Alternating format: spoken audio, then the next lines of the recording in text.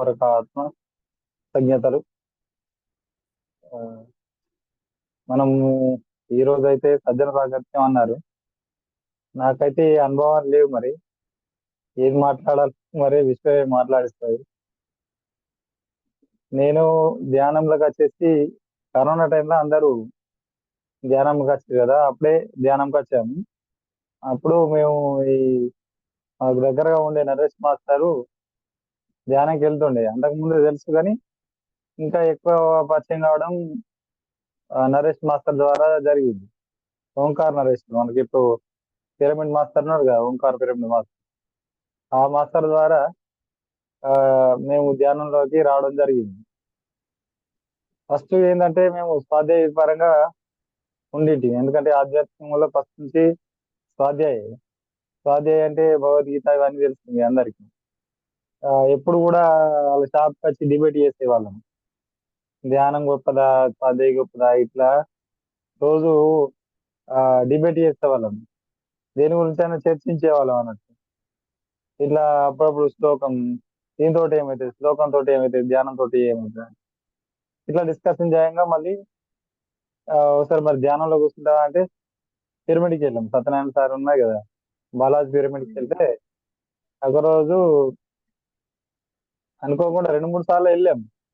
కాకపోతే అక్కడ ఒక రోజు శ్రీనివాస్ సార్ వచ్చింది, మన తుంగూరు శ్రీనివాస్ ఉన్నారు కదా, ఆ సార్ కూడా ఉమ్, వచ్చింది. ఆ సార్ కూడా చర్చలు జరుగుతూ ఉండే. జరుగుతూ ఉంటే ఇంకా కూడా మనకు నమ్మకం లేదు, ధ్యానం తోటి ఏమవుతుంది, ఏం కథ అనేది నమ్మకం లేదు. ఒకరోజు ధ్యానం చేసేటప్పుడు వచ్చి శ్రీనివాస్ సార్ కూర్చున్నారు. నేను ధ్యానం చేసేటప్పుడు అకస్మాత్తుగా ఏం జరిగిందో ఏం తెలియదు. ఆ ఒక అనుభవం ఏంటంటే చిన్న అనుభవం, బాగా పెద్ద అనుభవం కాదు, బాగా సేపు కాదు. ఇట్లా నా శ్వాస ఆగిపోయి ఏదో సన్నని గీతలాగా సెంటర్ లోకి వచ్చి ఆగిపోయినట్టు అనిపించింది. ఆగిపోయిన తర్వాత ఆ గంతే ఆగిపోయింది. అంతే ఆగిపోయిన తర్వాత మళ్ళీ ఒక రోజు ఇదేంది అని మళ్ళీ తెలుసుకోవాలి. ఆ రోజు అంటే సార్ ఉండే, శ్రీనివాస్ సార్ ఉండే. ఒక రోజు ఒంటరిగా వెళ్ళి ఇదేంది ధ్యానం, మరి తెలుసుకోవాలి, మరి ధ్యానం గురించి ఇంకా తెలుసుకోవాలని అభిలాష ఉంది, ఇంకా తెలుసుకోవాలని.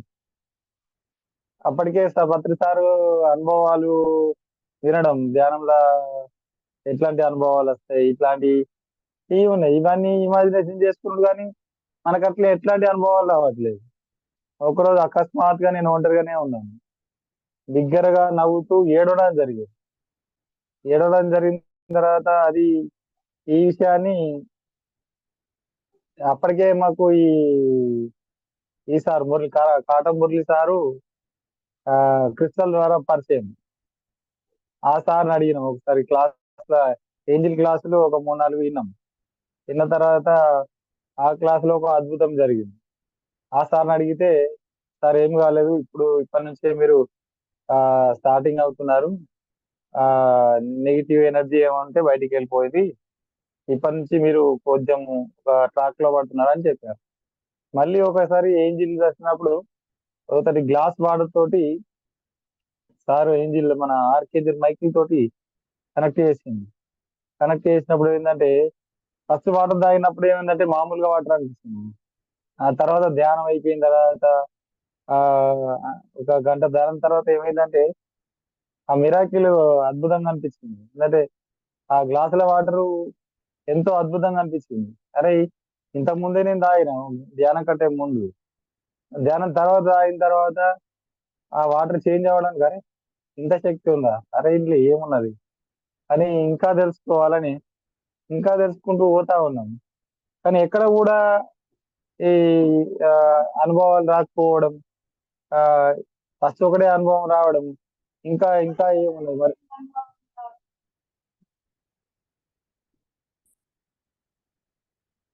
ఇంకా ఇంకా ఏదో ఒకటి, ఇంకా ఏమున్నది బుక్స్ చదువుతున్నాం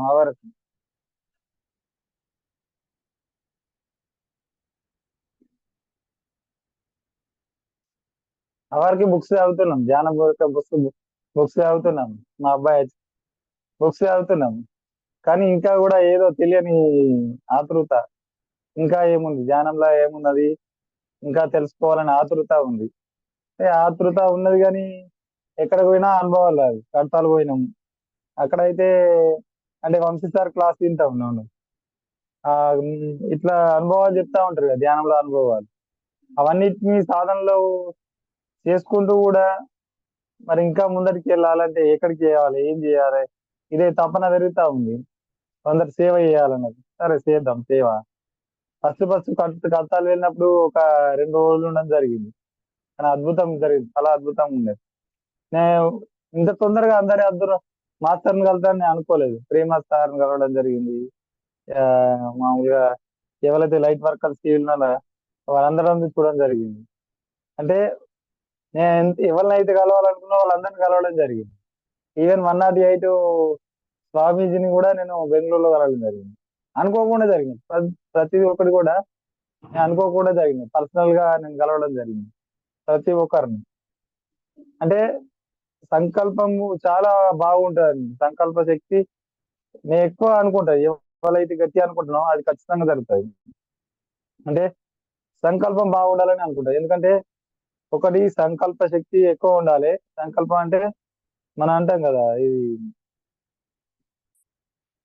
మనం థాట్ పవర్, ఆలోచన శక్తి మన విశ్వంలోకి ఆలోచన ఎంత గట్టిగా రిలీజ్ చేస్తే అది మనకు ఖచ్చితంగా అయి తీరుతుంది అనడంలో ఇది నాకు బెంగళూరు యొక్క అనుభవం చాలా గొప్పది. ఎందుకంటే ప్రేమ్నాథ్ సార్ వాళ్ళని నేను కలవాలి, ఎప్పటికైనా కలవాలి. అంటే నా జీవితంలో అసలు ఈ ఈ యోగులను ఎప్పుడు కలుతాం మనం? అసలు యోగులని కలవలేదు. అది ఇట్లా ఉండే నాకు ఇంకా కూడా జరిగింది. తర్వాత సార్ కూడా క్లాస్కి నేను అనుకోకుండా వెళ్ళాం. కానీ ఆ సార్ను కూడా కలవాలని ఉండే నా మనసులో, గట్టిగా అనుకున్నాడు. అరే వీళ్ళందరినీ కలుతానా నేను ఎప్పుడైనా, అసలు కలుతానా కలవనా అని ఒక బాగా గట్టిగా ఉంది. ఆ థాట్ రిలీజ్ చేయడం కానీ తొందరనే ఆర్మూర్కి వెళ్ళడం జరిగింది. ఆర్మూర్కి 3 రోజుల క్లాస్కి వెళ్ళడం జరిగింది. ఇక అట్లా ఎట్లెట్లా అనుభవాలు జరిగిన కొద్ది చాలా అద్భుతంగా ఉన్నాయి. ఆ జీవితంలో మర్చిపోని సంఘటనలుగా ఒక్కొక్కరు కలిసినప్పుడు అరే ఇంత తొందర నేను కలుసుకున్నానా, కలుసుకున్న తర్వాత అరే ఇది నేనేనా అనిపిస్తుంది ఒక్కొక్కసారి.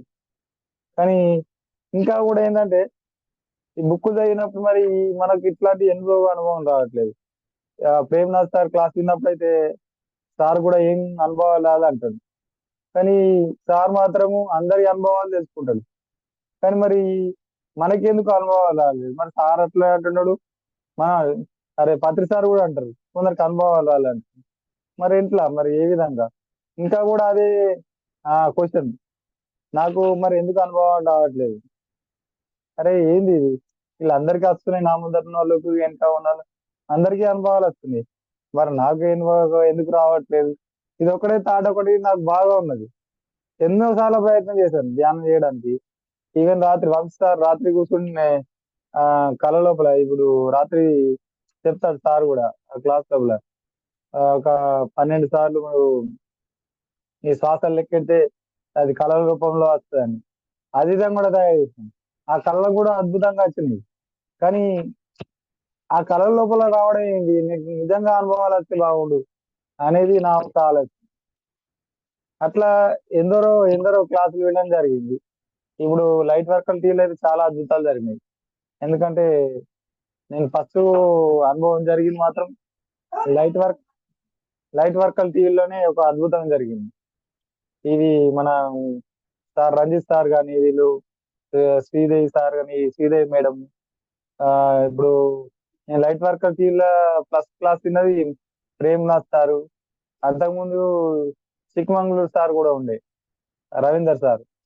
ఆ సార్ తోటి ధ్యానం చేసినప్పుడు నాకు సేమ్ ఇట్లా ఆ చేతులు బయట రాకపోవడం జరిగింది. అంటే ఇది ఏంటి అంటే అట్లే ఉంటది సార్. ఎప్పుడు వచ్చినా ఏ అనుభవం వచ్చినా సరే నరేష్ మాస్టర్ చెప్తుంది.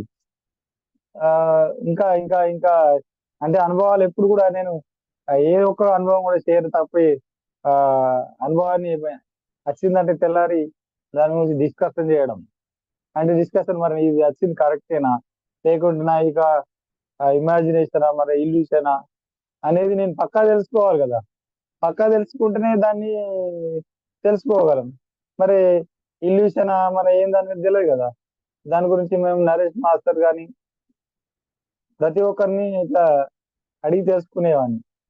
అంటే మళ్ళా పత్రిసారి అన్న గారి యొక్క అనుభవాలు తెలుసుకోవడం, అంటే ఎప్పటికప్పుడు అప్డేట్, అంటే మనకు అనుభవాలని సరి చూసుకోవడం, మరి సరైన రూట్ లో వెళ్ళడమా లేదా అనేది ఎప్పటికప్పుడు మనము చూసుకోవాలంటే మనం ఏదైనా తప్పు చేస్తున్నాం అనే ధ్యానంలో ఇవన్నీ కూడా ఒక సరైన అవగాహన, అంటే ఎక్కడ కూడా మనం ఒక రూట్ లో వెళ్ళడం అంటే అంటే ప్రతిది కూడా ఏంటంటే చెక్ చేసుకోవాలి. ఇప్పుడు బుక్ లో ఒక విధంగా ఉంటది, ప్రతి ఆరు బుక్ అనుభవం కాకుండా స్వ అనుభవమే అంటారు. లక్ష్మణ్ సార్ కూడా నేను కలిసినాను, పడిమంది లక్ష్మణ్ సార్ కూడా ఆ,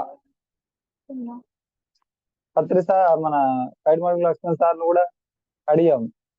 సార్ కూడా అంటాడు మా అనుభవం జ్ఞానం గొప్పది. ఇట్లా డిస్కషన్ జరిగినప్పుడు కూడా ఏంటంటే నాకేమో అనుభవాల కోసం నేను ఎదురుస్తూ ఉంటాను, ఎందుకంటే అనుభవం జ్ఞానం గొప్పది అంటారు. అందుకే దాని గురించి ఎప్పుడు డిస్కషన్ చేస్తుంది ఎవరు ఏ మాస్టర్ వచ్చినా కానీ. ఎన్నో పుస్తకాలు చదివిన జ్ఞానం కంటే అనుభవ జ్ఞానం గొప్పది అంటారు కదా. దాని గురించి మరి ఎప్పుడు కూడా నా అనుభవాలు అయితే లేవు. తిరిగి ఆ మన ప్రేమ్నాథ్ సార్ చెప్పినట్టు కదా, మన లోపల కూడా ఆ ఆ చూసుకోవాలి, సరి చూసుకోవాలి, మరి సరైన మార్గం ఆ అప్పుడప్పుడు అనిపిస్తది. కానీ ఏం చెప్పాలో ఏం చేయాలో నాకు తెలియదు. కానీ తిరిగి నా యొక్క అనుభవాలు అయితే గింతే. ఆ ఇందులో స్వాధ్యాయులు అయితే ఉన్నాయి కావచ్చు, కానీ ఇప్పటికైతే ధ్యాన అనుభవాలు అయితే ఇంతే ఉన్నాయి. ఈ సూక్ష్మ జ్ఞాన శరీరం అనేది లోక్సభ రాంప పుస్తకం చదివినాము, దాని మీద ప్రయోగాలు కూడా చేయడం జరిగింది.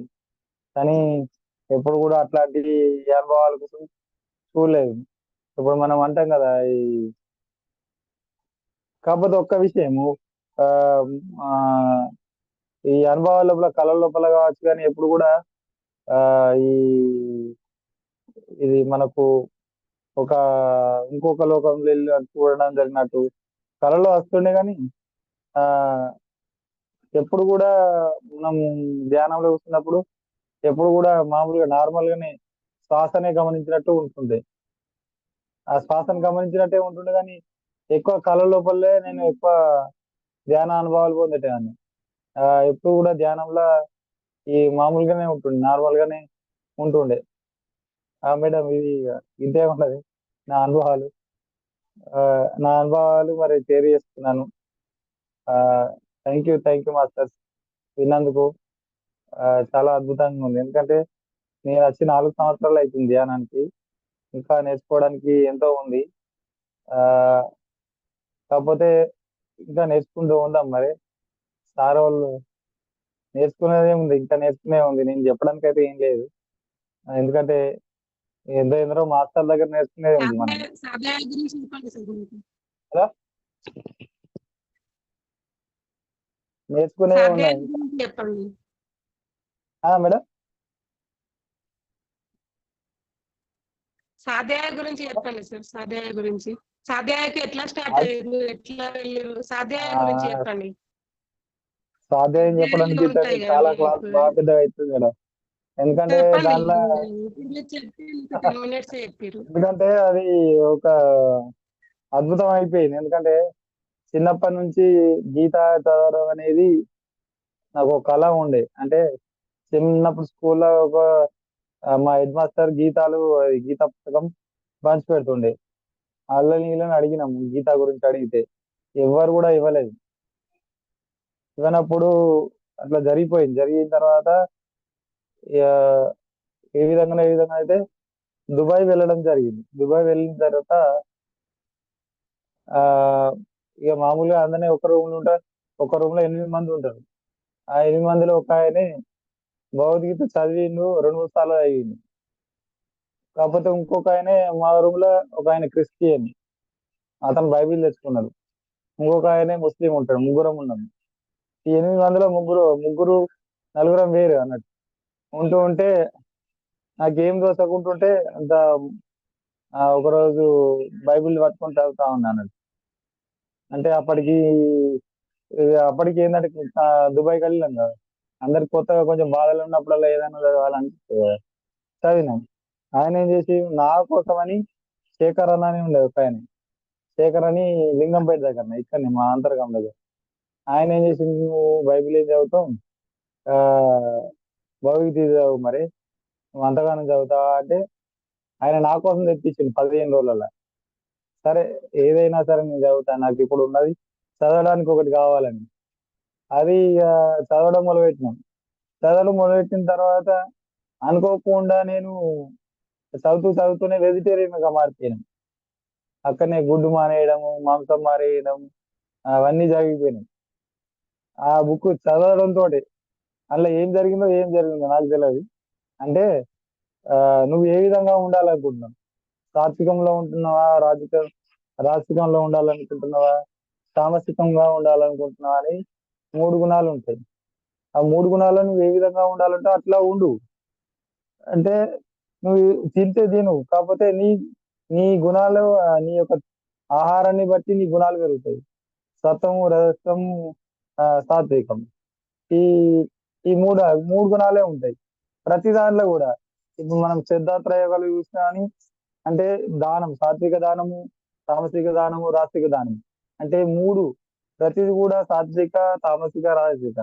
అంటే తిండి లోపల, వ్యవహారం లోపల, దానం లోపల, ఆ సంఘ జీవనం లోపల, కుటుంబం లోపల, మిత్రత్వం లోపల ప్రతిది కూడా మనం మూడు విధాలుగా పనిచేసుకోవచ్చు.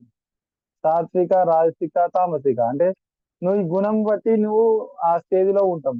నువ్వు ఎక్కడెక్కడ ఉంచుకుంటున్నావు నీ ఇష్టం అని శ్రీకృష్ణ భగవాన్ చెప్తాడు అందులో గీత లోపల. అట్లా మనం ఎందుకు మారకూడదు, మనం ఎప్పుడు కూడా తామసికంలో ఎందుకు ఉండాలి, సాత్వికంలో ఉండాలి. సాత్వికంలో ఏ ఆహారం తినాలి మరి, సత్వం అంటే ఆ సత్వగుణంలో ఇవ్వలేదంటే ఏంటంటే శక్తిని పొందే ఆహారం, నెయ్యి, ఆ మనకు బట్టరు ఇవన్నీ ఉంటాయి కదా. అంటే సాత్విక ఆహారం అంటే ఎక్కువగా శక్తినిచ్చే, అధికంగా శక్తినిచ్చే శక్తి తీసుకోవాలి. అంటే సాత్విక ఆహారం ఏంటంటే ఎక్కువగా శక్తి ఇస్తుంది అని తక్కువ తక్కువ తీసుకుంటూ ఎక్కువ శక్తినిచ్చే ఆహార పదార్థాలను తీసుకోవాలంటారు.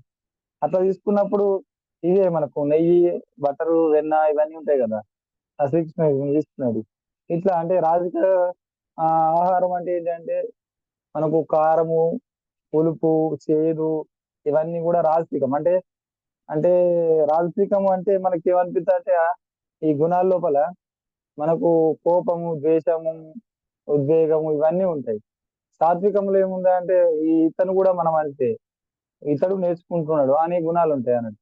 ఇక తామసికం అంటే నిద్ర, మోహము ఇవన్నీ ఉంటాయి అన్నట్టు. అంటే మన తిండిని బట్టే మన యొక్క వ్యవహారం జరుగుతుంది, మన గుణం జరుగుతుంది. మనకు రాజసికంలో ఉన్నప్పుడు ఏమవుతుంది అంటే రాజసిక గుణాలు ఉంటాయి. అంటే ఒకళ్ళ మన ఆలోచనలో ఒకళ్ళు రాజసికంగా వస్తాయి. అంటే గుణాలు రాజసికంగా ఉండొచ్చు. పులుపు, కారము, పులుపు, చేదు ఏమైంది అంటే దుఃఖం వస్తుంది. ప్రతి ఒక్కళ్ళ దుఃఖాన్ని ఎన్నుకుంటాం, కష్టాన్ని ఎన్నుకుంటాం. సాత్వికంలో ఏముంది ఏంటంటే సాత్వికం కూడా ఒక్కడికి అంటే ఒకసారి ఏమంటాడంటే భగవంతుడు ఆ అక్కడ కూడా నువ్వు ఆగిపోతావు, ఆ సుఖం లోపల, జ్ఞానం లోపల ఆగిపోతావు. మరి ఇవన్నిటి గురించి ఈ 3 గుణాల నుంచి బయటికి రావాలి. ఈ 3 గుణాల నుంచి రావాలంటే మళ్ళీ నిష్కామంగా ఉండాలి. నిర్గుణ నిరాకార సహకార రూపంలో రావాలి. నిర్గుణ నిరాకార సహకారం అంటే మళ్ళీ ధ్యానంకి వెళ్ళాలి. నిర్గుణ నిరాకారం కావాలంటే ధ్యానంకి వెళ్ళాలి. సాకారం అంటే విగ్రహ రూపంలో ఉండాలి. నిరాకారం అంటే మనకు విగ్రహం ఏమి లేదన్న. అంటే నిరాకారం అనేది చాలా చాలా కఠినమైంది. సాకారం ఏంటంటే సరళమైంది అన్నది. అందుకోసం ఇప్పుడు నిరాకారంగా చేసినప్పుడు నీ మాట ఏది మాట్లాడుతున్నావో దాన్ని ఖచ్చితంగా వ్యవహారంలో తీసుకురావాలి. వ్యవహారంలో, ఎందుకంటే దాని ఫలితాలు కూడా ఎక్కువ తొందరగా వస్తాయి నిరాకారంలో. ఎందుకంటే నువ్వు మాట్లాడుతున్నావు అంటే దాన్ని తొందరగా అవుతుంది. నువ్వు మళ్ళా ఇంకో మాట మార్చినావు అనుకో, అది కూడా నీకు యూనివర్సల్ లోపల తొందరగా అదైతే ఇంప్లిమెంట్ అవుతుంది. కానీ సహకారంలో కూడా ఎందుకంటే తొందరగా, సహకారం అంటే విగ్రహం తీసుకుంది. సహకారం విగ్రహం ఏంటంటే మనం అర్పణము, సేవనము ఉంటాయి కదా. మనం ఏంటంటే మనకు పూజా విధానాలు ఉంటాయి కదా, మనకు నెలకొక ఉత్సాహం జరుగుతూ ఉంటది. ఉత్సాహంలో ఉంటే ఆనందము, కలవడం అంటే కొంతమందిని కలవడము. ఇప్పుడు ఉత్సవాలు ఎందుకు వస్తాయి, మనకు పండుగలు ఎందుకు వస్తాయి అంటే అందరితోటి కలిసి ఉంచడానికి, సంతోషంగా ఉంటాయి. పనులన్నీ వారికి అయిపోతాయి. దసరా పండుగ వస్తాయి. దసరా పండుగ అంటే ఆ నాకు ధాన్యం వస్తుంది, అన్ని వస్తాయి. మళ్ళీ అందరు కలిసినప్పుడు కలవడం అనేది. దాని హేతును దూరం తీసుకుపోయి ఏమైందంటే ఆ ఇంకొక హేతు తీసుకొచ్చారు. అంటే కర్మకాండను చేసుకుంటా పోతురు. దాని హేతును పేరు ఉండే ఇట్లా. అంటే ఇది నా అనుభవాలు కాదు, గీత యొక్క, నేను చదివిన గీత యొక్క అనుభవాలు. ఎందుకంటే మనకు విద్యా ప్రకాశం స్వామి గారు, నేను ఆయన ఆ ఉన్నప్పుడే, చిన్నప్పుడే నేను టీవీలో వినేదాన్ని. అతను చెప్తా ఉంటే జోకుగా అనిపిస్తుంది. ఒక్కొక్క ఆ కథ చెప్తా ఉంటే, ఒక చిన్న కథ చెప్తా, జోక్ కథ. అంటే అయితే ఒక వృద్ధునికి ఆ చాలా ధనం ఉంది, అన్ని ఉన్నాయి. వాళ్ళ ఇప్పుడు ఒక మరణ సమయం వస్తుంది. మరణ సమయం వచ్చినప్పుడు మాట అనేది పడిపోతా ఉంటది. కాకపోతే వాళ్ళ కొడుకులకి ఏంటంటే జ్ఞానం ఉంటుంది. గీత చదవడానికి కొంచెం జ్ఞానం, అక్కడిక్కడికి ప్రవచనాలు విని వెళ్తుండే అనుకొని ఇక మన నాన్న ఏమో చెప్పుకోతుండు, ఊకే చెప్తుండు అనుకుంటే చెప్పబోతాడు. అంటే ఆ ముసలాయన ఆ మంచంలో ఉండే ముందు చెప్పిపోతే మరి ఏం చేశారంటే, ఈ పెద్ద కొడుకు ఏం చేశారంటే భారీ ఇంజక్షన్ కి మా నాయన చెప్పుకోతారు. మరి ఒక మంచి మాట చెప్తారు కావచ్చు, ఇన్ని రోజుల నుంచి తన అనుభవం నుంచి ఒక మంచి మాట చెప్తారు కావచ్చు అని మంచి మంచి డాక్టర్లు తీసుకొచ్చి మంచి ఇంజక్షన్ కి మందు వాడి ఎట్లా వేసి ఈయనకు రెండు మాటలు చెప్పేటట్టు చెప్పు అంటాడు. చెప్పు అంటే ఏం చెప్తాడంటే, ఆయనకు మాటలు రాని ఏంటంటే అక్కడ దుడ్డే చీపిరి తింటుందని చెప్తాడు. అంటే అతని యావ మొత్తం, అతని యొక్క జీవితం మొత్తం సంపాదన, ఆస్తిని రక్షించడానికే సరిపోతా ఉంటది. అంటే మన భావం ఎట్లా ఉందంటే యద్భావం తద్భవతి అంటే కదా. మన జీవితాంతం ఏ భావంతో అయితే ఉంటామో ఆ భావమే నీకు లాస్ట్ ఎండింగ్ లో వస్తా ఉంటది. అంటే ఎండింగ్ లో వస్తా అంటే ఆ ఎండింగ్ లో ఎట్లా అంటే మనకు ఇంకో జన్మకు వర్తిస్తుంది అన్నట్టు. ఇప్పుడు అంటున్నాం కదా, ధ్యానం చేస్తే ఇంకో జన్మలో ధ్యానం వస్తుంది. ఇప్పుడు మరి ఎప్పుడైతే నువ్వు ఒక బాలాత్మ నుంచి వృద్ధాత్మ నుంచి ఇట్లా ఉంటాయి కదా, యవనాత్మ, ప్రౌఢాత్మ, తర్వాత వృద్ధాత్మ వస్తుంది. మరి ప్రౌఢాత్మ ఏం చెప్తుంది అంటే అప్పుడే తెలుసుకుంటది. జీవితంలోకి వచ్చిన తర్వాత ఏమి తెలియదు వాళ్ళకి. ఇంకోళ్ళు చెప్పిందే చేస్తారు కానీ ఇంకోటి అతనికి ఆ ఆలోచన శక్తి కూడా ఉండదు.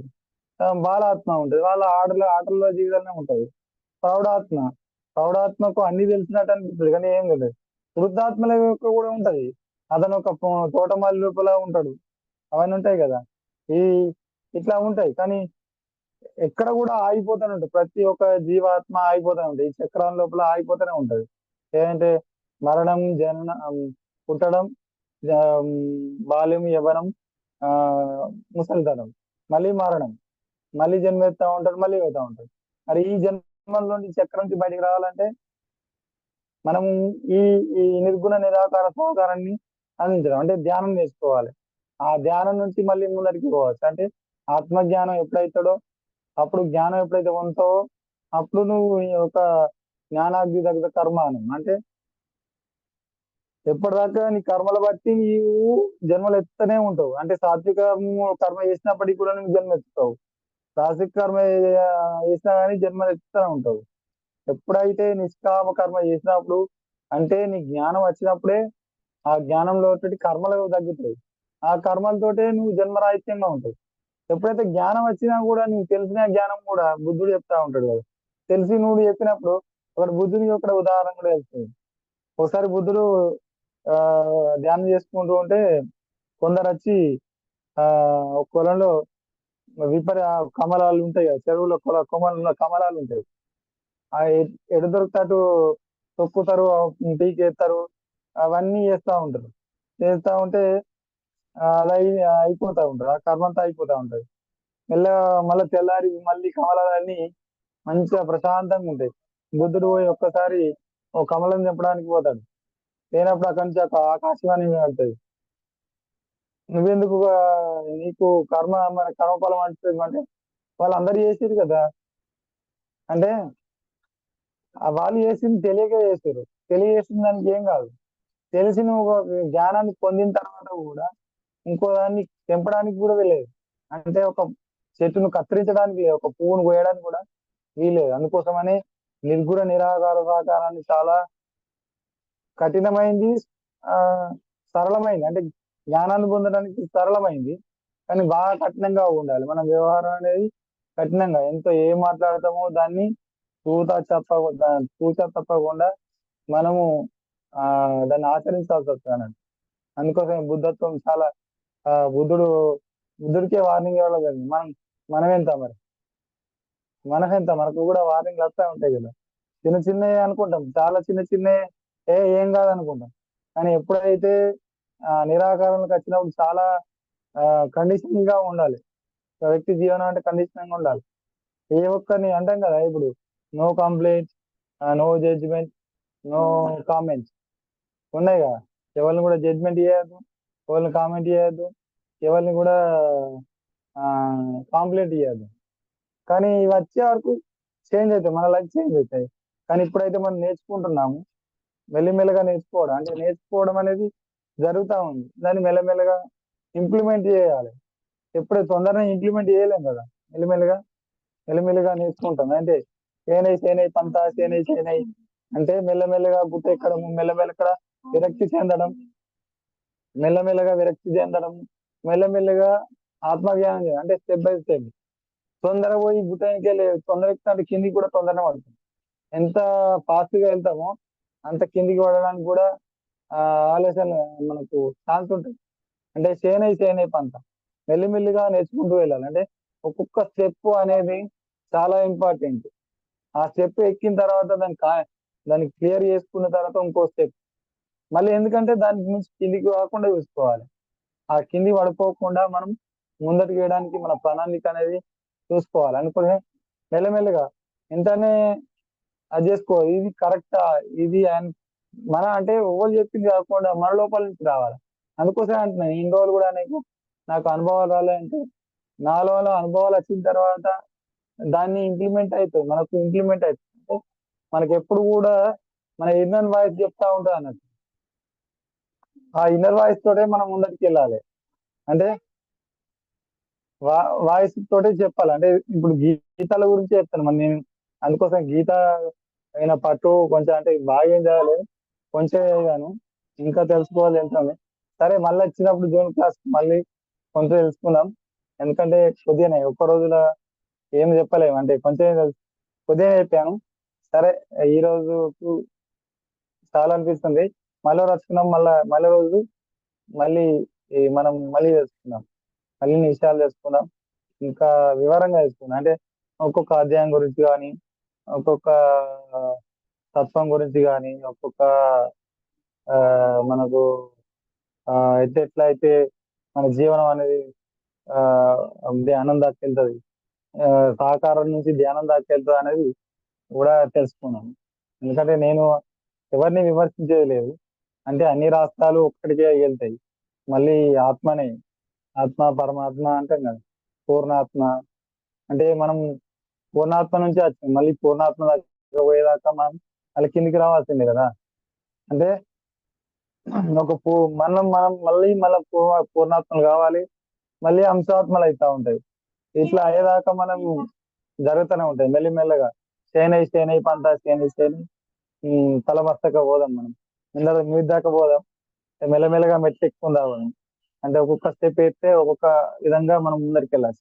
సరే, ధ్యానంలందరికీ చాలా సంతోషం. ఇట్లాంటి అవకాశం ఇచ్చిన విశ్వానికి, పత్రి సార్కు, ఈ ధ్యాన జగత్తు సుధాకర్ మాస్టర్కు, మన లక్ష్మి మేడం, ఇక్కడ పార్టిసిపేట్ అయిన మన ధ్యాన మిత్రులు, ఆత్మలకు అందరికీ కృతజ్ఞతలు.